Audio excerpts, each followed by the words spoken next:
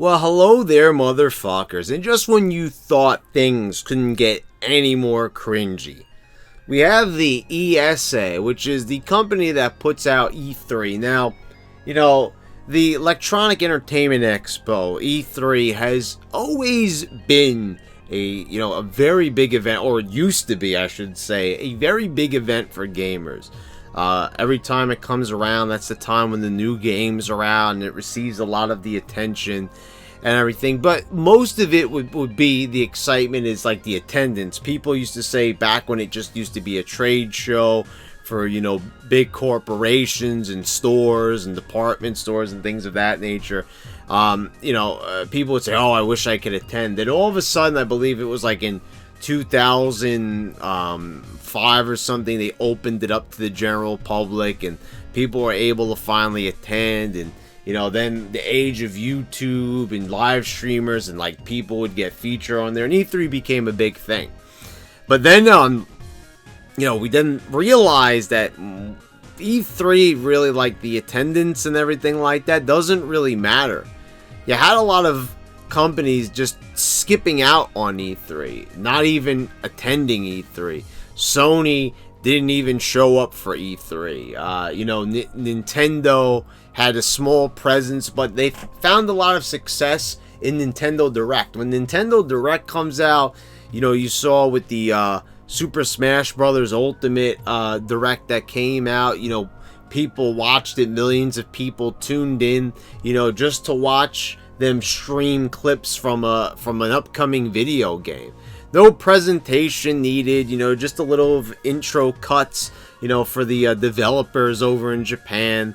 And that was all people needed to get excited for a game. There was no necessity to have a big spectacle or anything like that. And but now, so E3 is struggling. And there's other like gaming shows out there that get more attention, throughout the world. And E3 remains as a very, declining show. I mean, there's not a lot of attendance. You compare it to a lot of other video game shows. It's the way how they go about it. There's a lot of social justice. There's a lot of cringe at these events. There's a lot of people attempting to be funny and making jokes. Only once in a while, like with Microsoft, where they got Keanu Reeves to come out. Keanu Reeves is an awesome guy, so that just worked, and he became like a meme king, and that was great to see. But aside from Keanu Reeves, we think back to E3, we saw pretty much everything we needed to see through the Direct. Pokemon had a Direct, Sony showed all their games and everything. Microsoft, who's been struggling, they were the only ones, they needed something, so Keanu Reeves really helped them. But on the whole, E3 2019 was very forgettable. Probably the only big story is when all those names of the attendees leaked out. That was probably the only thing.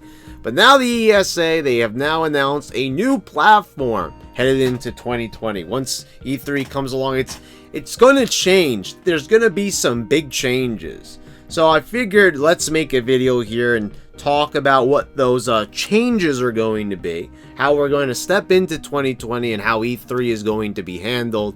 And we're going to do that by taking a look at this IGN article that was posted up just the other day. Let's take a look a little bit what they've got planned for E3. What's the future of E3? The Entertainment Software Association, ESA, is hoping to turn E3 2020 into a fan media and influencer festival that would feature QQtainment and a Disney Fast Pass style system, which I have no idea what any of that means.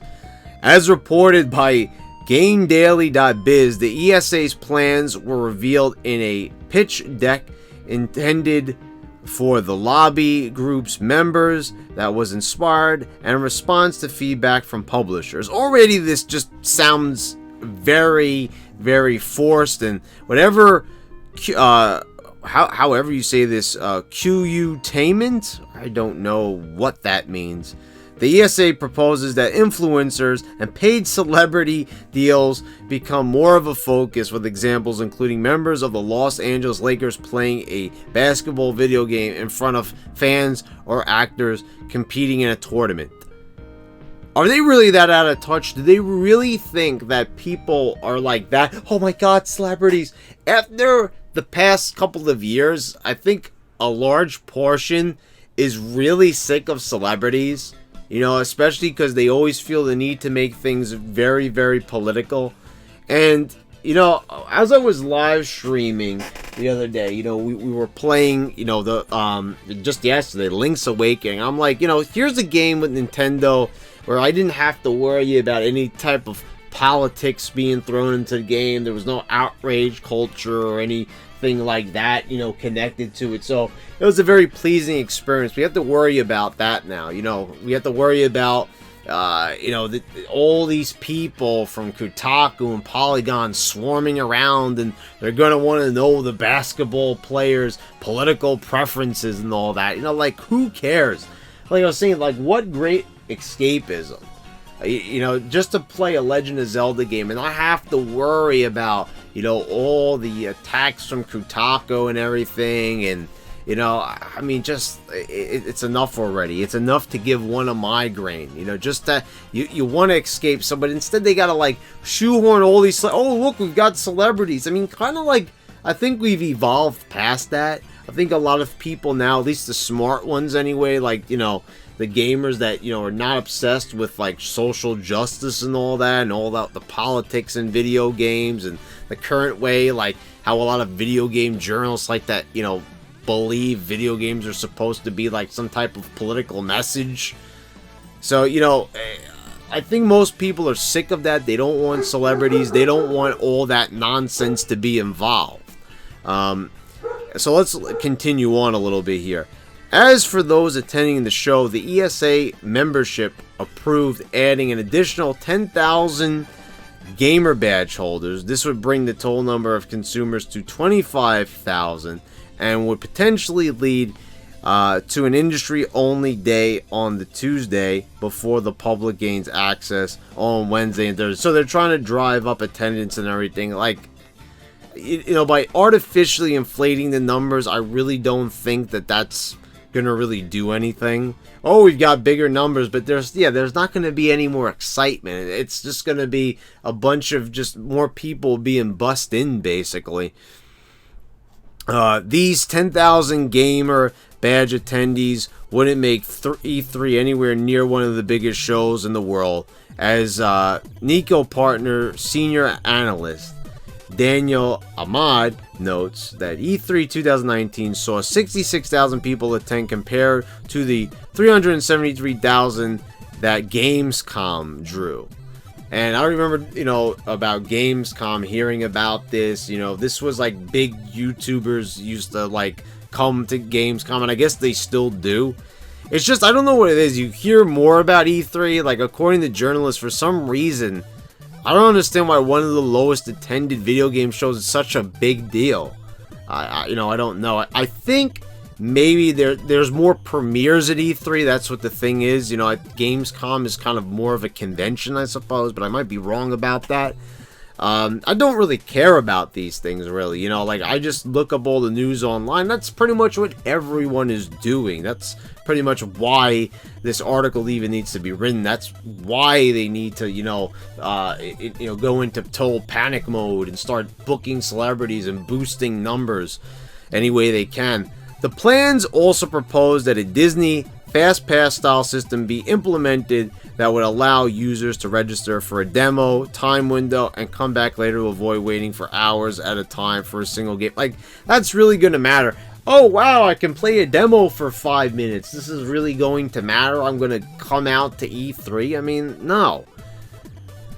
That doesn't mean there won't be long wait times, and the ESA hopes to incorporate Qutainment to market to those in line.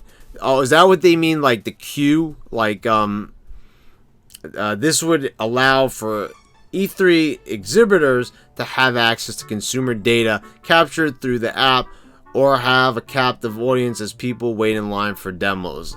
You know, it's just like, What are they gonna do? Are they gonna juggle for the people? Are they gonna make like funny faces at them? Like what are you gonna do to entertain a line of people? I think they've been trying to do that for like decades. You know that you can't. I'm sorry. You know it's like waiting in line at like Universal Studios. Like they'll play like a video on a loop, you know, constantly to try to like, you know, keep you like revved up for the ride when, you know, you really just think, well, I'm just waiting in line behind a bunch of smelly people, basically. The pitch deck also discusses utilizing the power of social good and suggests exploiting. Yeah, I mean, I can understand maybe they're trying to say this a bit more positively, but look at this as in quotations here. Suggest exploiting. The word exploiting is never a good thing. Millennial and Generation Z propensity for giving back. Really, have we really given back all that much? I mean, to me, is giving back just being outraged on Twitter, making videos on here, getting all upset, you know, over complete nonsense, feeling like you've been victimized by society or certain people that are not really a threat to you at all? I mean, like, honestly, I mean, so basically they're going to really... Kotaku and Polygon and, you know, and I guess IGN at the same time, but not as much, probably throwing their hands up in the air because this is exactly what they want to happen to video games. Politicize everything, make everything all about social justice warrior culture. I mean, like I said, can we just get back to this? Can we get back to the games? Of course not. You know, it's got to be about social good. Who cares? Why is that even a thing when it comes to video games? We want to get away from SJW culture. We want to get away from politics. We don't want that in our games. Whatever your political preference is, however you feel about social justice war, why must that be associated with video games? Why must that be a thing? Now I know that's something that, you know, gets into you know, movies and stuff like that. So, you know, there's many political movies, many political TV shows. Now that's fine if you want to do that in certain video games. But most people, some of the best selling games, we've seen this already. We've seen this with Battlefield 5. It's not a smart idea to politicize a video game. It's not a smart idea to make it all about politics. People don't want that nonsense. They don't want that in their games. They're not interested in having politics narrate a video game's direction.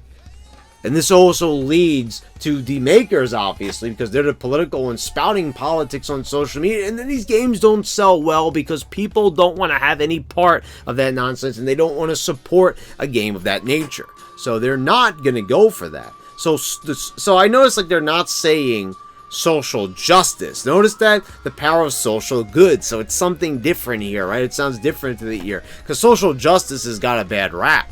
So no one wants to be associated with that. Even the suppliers of social justice, they're going to cloak themselves. They're going to be a wolf in sheep's clothing here. Oh, it's not social justice. It's social good.